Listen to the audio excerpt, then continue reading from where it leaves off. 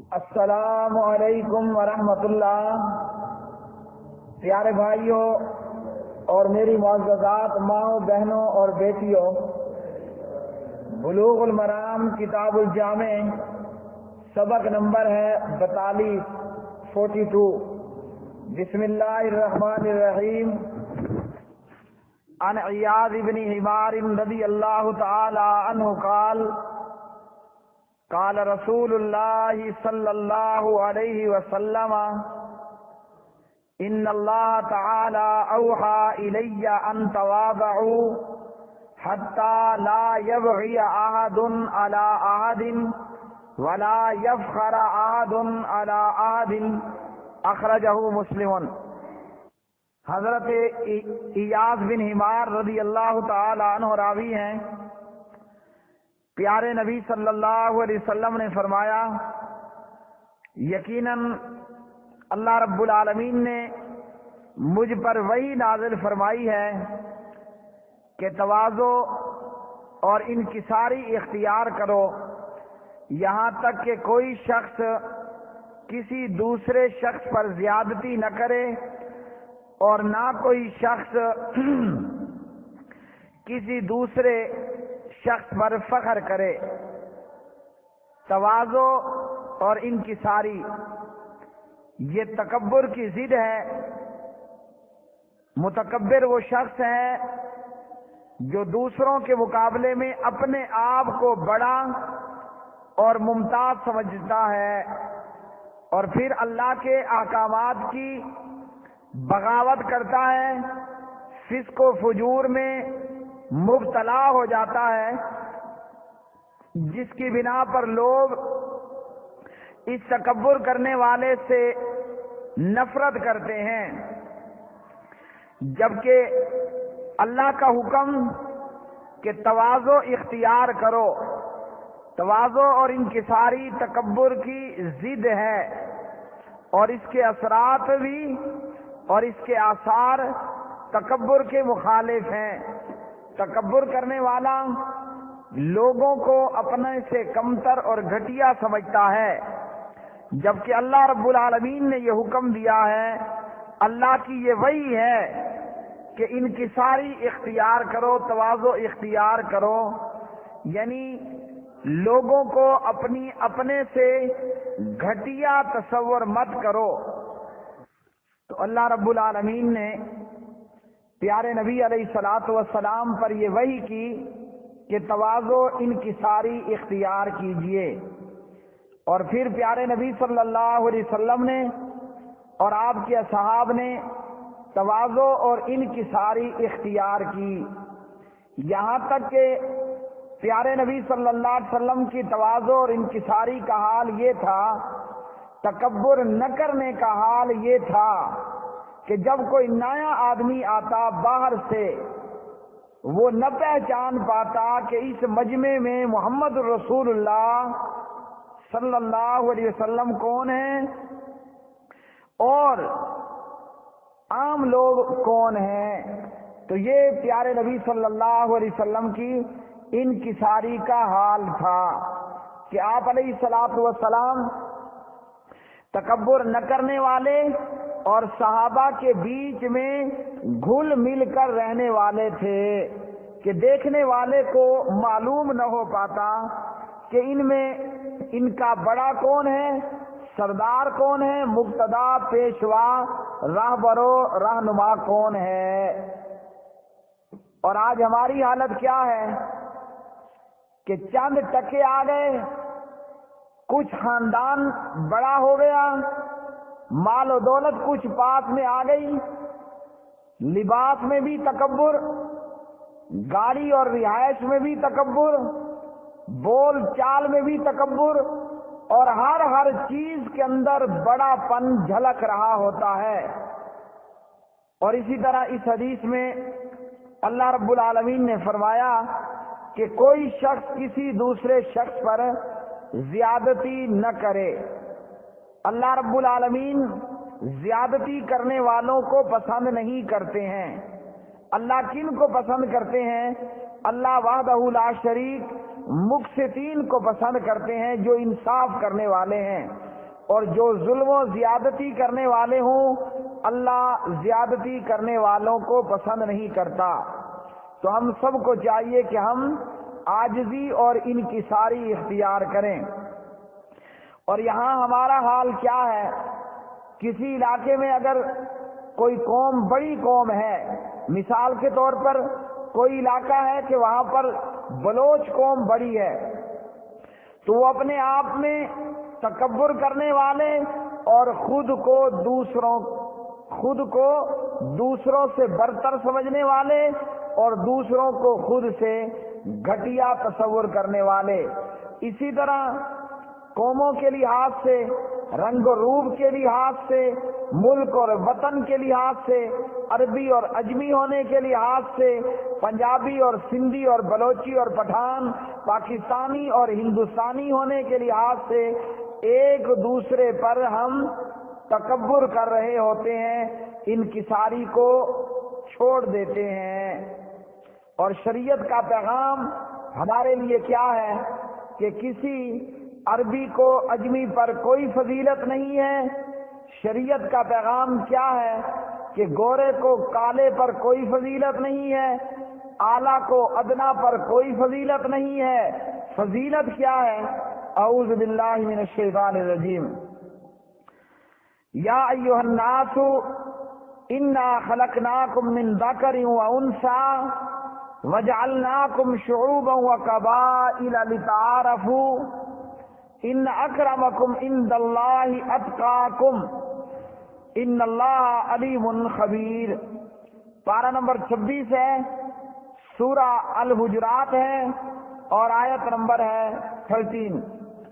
اے لوگو، بلا شبہ ہم نے تمہیں ایک مرد اور ایک عورت سے پیدا کیا، ایک مرد ایک عورت سے پیدا کیا، یعنی ہماری پیدائش بابا جی آدم اور اماں جی حوا علیہم الصلاۃ والسلام سے ہوئی۔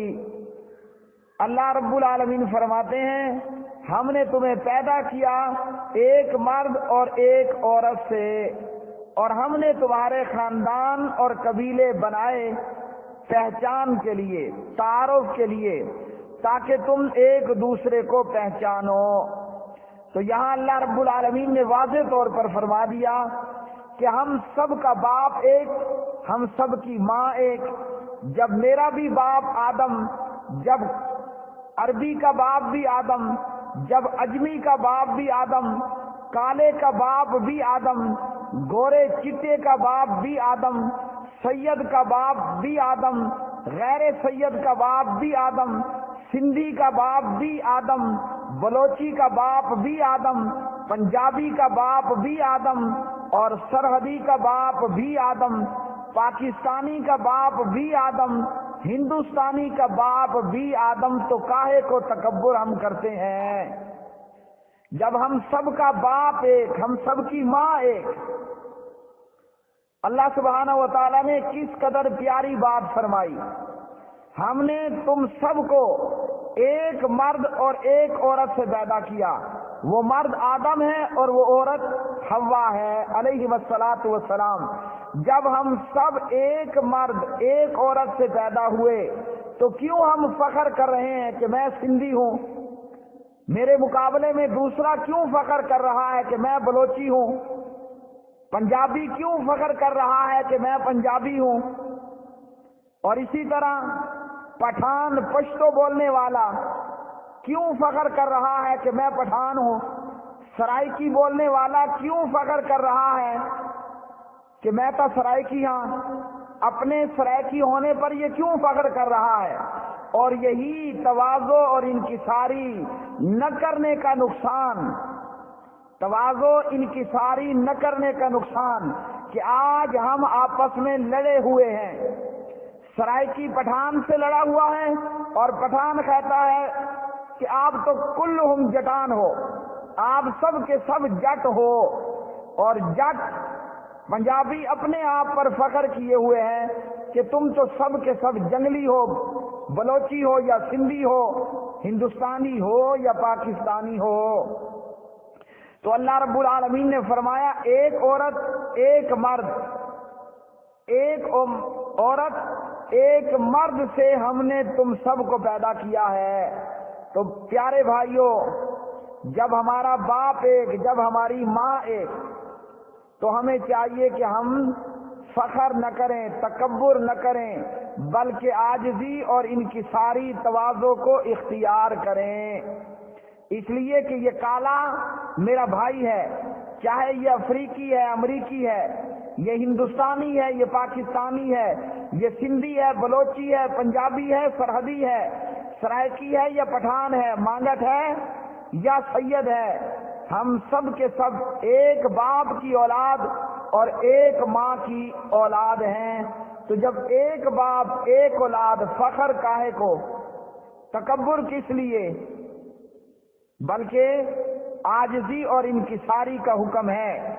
اور پھر اللہ نے جو ہمارے قبائل بنائے، ہمارے خاندان بنا دیے، کوئی سید ہے، کوئی پٹھان ہے، کوئی جٹ ہے، کوئی کسی قوم کا، کوئی کسی قوم کا، اللہ رب العالمین نے ہمارے خاندان اور قبیلے اس لیے بنائے لتعارفوا، تاکہ تم ایک دوسرے کو پہچانو۔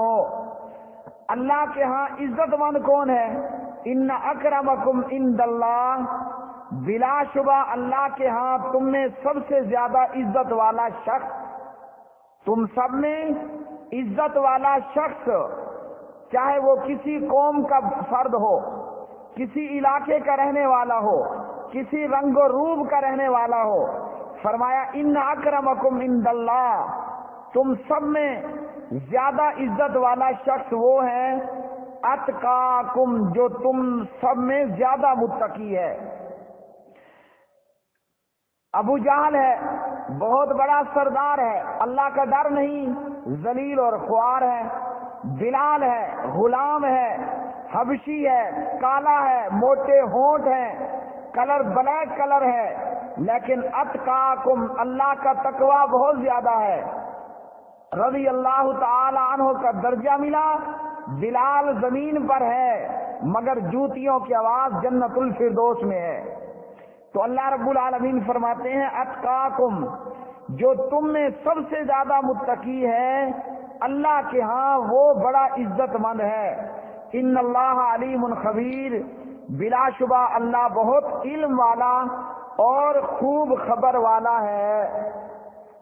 تو قرآن مجید فرقان حمید کی آیت میں اللہ رب العالمین نے یہ خاندان، یہ قبیلے، یہ قومیں، یہ برادریاں، یہ شاخیں، ان تمام کے تعلق سے وضاحت کر دی کہ یہ تو صرف تعارف کے لیے ہیں، اور ہم کیا کرنے چلے ہیں۔ آج ہم مسلمانوں کی حالت کیا ہے کہ بڑے بڑے دینی رسائل کے اندر یہ اشتہارات دیے جاتے ہیں، غیر دینی رسالے اور اخبارات کا تو کچھ کہنا ہی نہیں۔ دینی رسائل اور اخبارات ہوں گے، وہاں اشتہار آیا ہوگا کہ جناب سید برادری کے لڑکے کے لیے سید برادری کی لڑکی کا رشتہ چاہیے، جٹ مانگٹ برادری کے رشتے کے لیے مانگٹ برادری سے ہی، جٹ برادری سے ہی رشتہ چاہیے، اور اسی طرح بلوچی ہے، سندھی ہے، پنجابی ہے، عربی ہے، پاکستانی ہے، ہندوستانی ہے، کالا ہے، گورا ہے، تعلیم یافتہ ہے، جاہل ہے، کم پڑھا لکھا ہے، غیر پڑھا لکھا ہے، یہ ہماری حالت۔ اور اسلام ان تمام قومیت کے بتوں کو توڑنے کے لیے آیا، یہ صرف تعارف کے لیے تھے، نہ کہ تکبر کرنے کے لیے۔ حکم رب رحمان کا یہی تھا کہ عاجزی اور انکساری اختیار کرو۔ حضرت زید رضی اللہ تعالی عنہ خدیجۃ الکبریٰ کے غلام ہیں، پیارے نبی کے غلام ہیں، زید غلام ہیں، اور اس کا نکاح کیا جاتا ہے زینب کے ساتھ، جو بڑے اعلیٰ خاندان والی، بڑے اعلیٰ حسب و نسب والی، خوبصورت ایسی کہ چاند کی چاندنی بھی زینب کے حسن کے آگے شرما جائے، لیکن زید اور زینب کا نکاح ہوتا ہے۔ آج ہم مسلمان کہلوا کر اور پھر بڑا ظلم خود کو اہل حدیث کہلوا کر اشتہار یہ لگائیں کہ مجھے اپنے سید لڑکے کے لیے سید لڑکی کا رشتہ چاہیے. یہ تو تکبر کے لیے نہیں تھے، یہ تو بطور پہچان تھے. یہ قومیں، یہ خاندانیں، یہ قبیلے، یہ برادریاں. تو پیارے نبی علیہ الصلوۃ والسلام پر اللہ رب العالمین نے یہ وحی کی کہ تواضع انکساری اختیار کرو، اور تواضع انکساری تکبر کا ضد ہے، تکبر کی خلاف ہے، تکبر کا الٹ ہے، یعنی تکبر نہیں کرنا ہے. اور اللہ کے پاک نبی صلی اللہ علیہ وسلم پر وحی ہوئی تو اللہ رب العالمین نے فرمایا کوئی شخص کسی دوسرے شخص پر فخر نہ کرے. آج بڑی گاڑی والا، بڑے بنگلے والا، بڑے مکان والا، بڑے عہدے والا، بڑی قوم والا اپنے سے کم تر پر فخر کر رہا ہوتا ہے کہ میرے پاس دولت زیادہ، میرے پاس حسن زیادہ، میرے پاس عہدہ زیادہ اور وغیرہ وغیرہ زیادہ، اور اپنے سے نیچے کو گھٹیا تصور کرنے والا اور خود فخر کرنے والا. حالانکہ میرے پیارے بھائیوں، میں پہلے بھی کہتا ہوں، آج بھی کہہ دیتا ہوں، حسن و جمال والا، دولت اور مال والا، بڑے حسب و نسب خاندان والا کیا کسی اور چیز سے پیدا ہوا؟ جس پانی سے، جس نطفے سے بڑے جاہ و جلال والا پیدا ہوا، اسی پانی سے، اسی منی کے قطرے سے اس کا نوکر اور اس کا غلام بھی پیدا ہوا. جب مالک بھی نطفے سے پیدا ہوا، غلام بھی نطفے سے پیدا ہوا، تو فخر کاہے کو؟ اسی طرح بادشاہ کھاتا ہے تو وہ بھی گندا پخانہ نکالتا ہے، غلام کھاتا ہے، نوکر کھاتا ہے تو وہ بھی گندا پخانہ نکالتا ہے، دونوں کا فضلہ گٹر میں جاتا ہے. فخر کس لیے؟ یا تو بادشاہ سلامت، یا تو ملکہ جی حسن و جمال والی، حسن و جمال والا، دولت و مال والا، عہدے اور خاندان والا، پخانے کی بجائے کچھ جو ہے وہ مشک اور کستوری نکالتا. جب دونوں کا پیدا ہونا ایک نطفے سے، دونوں کا فضلہ ایک جیسا، دونوں نے مر کر ایک قبر میں جانا ہے، تو پھر کیوں ایک دوسرے پر فخر؟ اگلی حدیث عن ابی الدرداء رضی اللہ تعالی عنہ عن النبی صلی اللہ علیہ وسلم قال من رد عن عرض اخیہ بالغیب رد اللہ عن وجہہ النار یوم القیامہ. اخرجہ الترمذی وحسنہ. ابو درداء رضی اللہ تعالی عنہ راوی ہیں، پیارے نبی علیہ الصلوۃ والسلام نے فرمایا جس شخص نے اپنے بھائی کی عدم موجودگی میں اس کی عزت و آبرو کی حفاظت کی، اللہ رب العالمین قیامت کے روز اس کے چہرے سے جہنم کی آگ کو دور رکھے گا. تو اس حدیث میں اس مسلمان کی فضیلت کا بیان ہے جو اپنے مسلمان بھائی کی عدم موجودگی میں اس کی عزت و آبرو کی حفاظت کرتا ہے. یعنی زبیر موجود نہیں ہے، میں زبیر کی غیر موجودگی میں اس کی عزت و آبرو کی حفاظت کرتا ہوں. اگر کسی نے زبیر کے خلاف کچھ بولنا چاہا، کچھ کہنا چاہا، میں اس کو چپ کرا دیتا ہوں، یا جو بات حقیقت ہے وہ بیان کرتا ہوں اور اپنے بھائی کی عزت و آبرو کی حفاظت کرتا ہوں اور اس کا دفاع کرتا ہوں. پیارے نبی علیہ الصلوۃ والسلام فرماتے ہیں جو اپنے بھائی کی غیر موجودگی میں اس کی عزت و آبرو کی حفاظت کرے گا، اس کا دفاع کرے گا، چاہے وہ جس قسم کا بھی ہو. اور یہ دفاع واجب ہے کہ مومن بھائی کی عزت پامال کرنا ایک برائی ہے، اور برائی کا انکار کرنا اور ممکنہ حد تک اس کو روکنا واجب ہے. تو جو اپنے بھائی کی عزت کی حفاظت کرے گا وہ جس پہلو سے بھی عزت و آبرو کی حفاظت کرنا ہوئی، اللہ رب العالمین ایسے شخص سے آتش جہنم کو دور رکھے گا، جہنم کی آگ سے یہ شخص دور رہے گا، اللہ سبحانہ و تعالیٰ اس کو جہنم سے بچائیں گے۔ اس حدیث سے ہمیں یہ سبق ملا کہ ایک دوسرے کی غیر موجودگی میں ایک دوسرے کا گلہ شکوہ کرنے کی بجائے، غیبت کرنے کی بجائے، برائیاں بیان کرنے کی بجائے ایک دوسرے کا دفاع کریں، اور جو ایک مسلمان کی غیر موجودگی میں اس کی عزت و آبرو کی حفاظت کرے گا، دفاع کرے گا، اللہ رب العالمین ایسے شخص سے جہنم کی آگ کو دور کر دے گا۔ اگلی حدیث، عن ابی ہریرہ رضی اللہ تعالی عنہ قال قال رسول اللہ صلی اللہ علیہ وسلم ما نقصت صدقۃ من مال وما زاد اللہ عبدا بعفو الا عزا وما تواضع احد للہ الا رفعہ اللہ تعالی، اخرجہ مسلم۔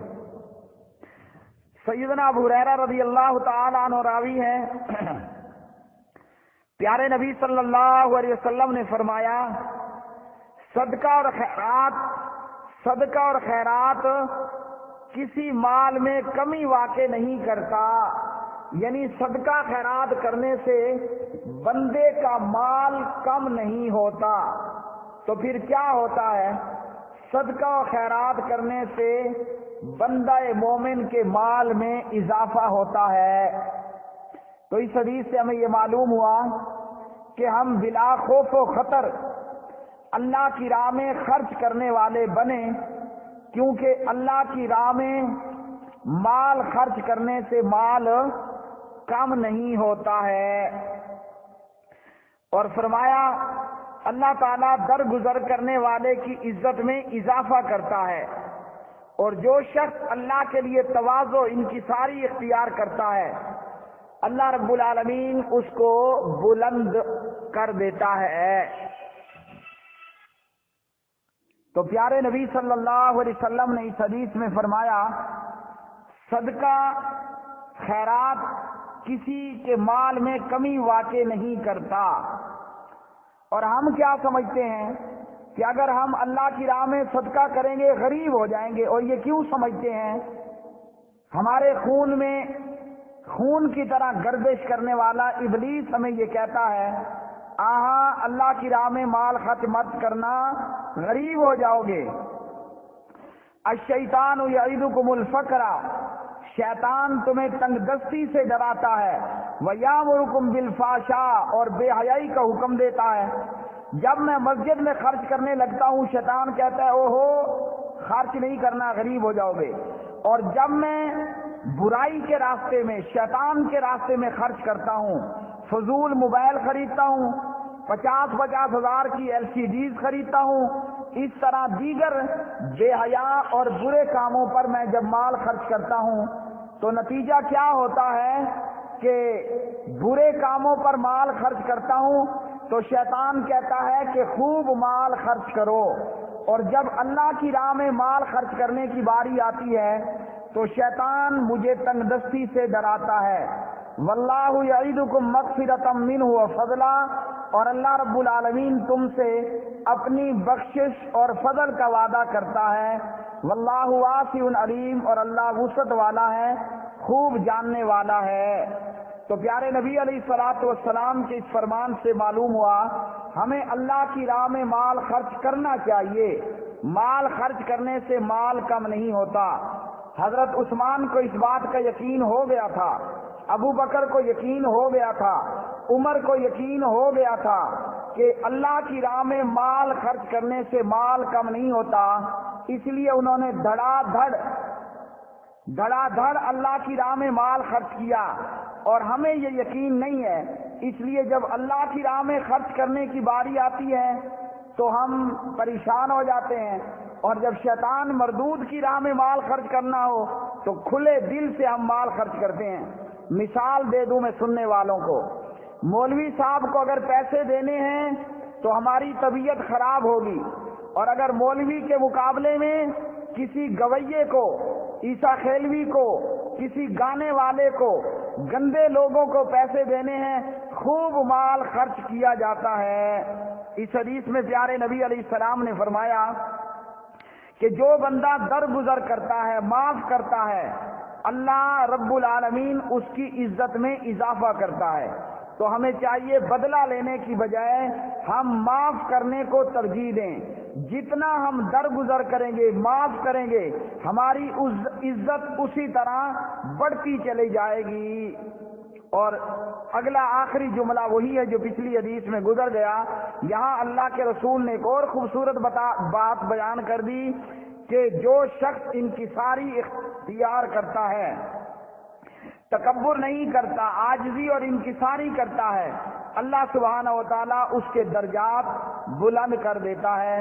تو ان تمام احادیث سے میرے پیارے بھائیوں اور میری قابل عزت ماؤں، بہنوں اور بیٹیوں، ہمیں یہ معلوم ہوا کہ ہم انکساری تواضع اختیار کریں اور کسی پر زیادتی نہ کریں، فخر نہ کریں، کسی کو اپنے سے گھٹیا نہ سمجھیں، اور ہمارے سامنے اگر ہمارے بھائی کی برائی کی جائے، ہم اپنے بھائی کی عزت کا دفاع کریں، اور اللہ کی راہ میں مال خرچ کرتے ہوئے خوف، خطرہ، ڈر مت اختیار کریں، اور ہمیں چاہیے کہ ہم درگزر کریں اور تواضع اختیار کریں۔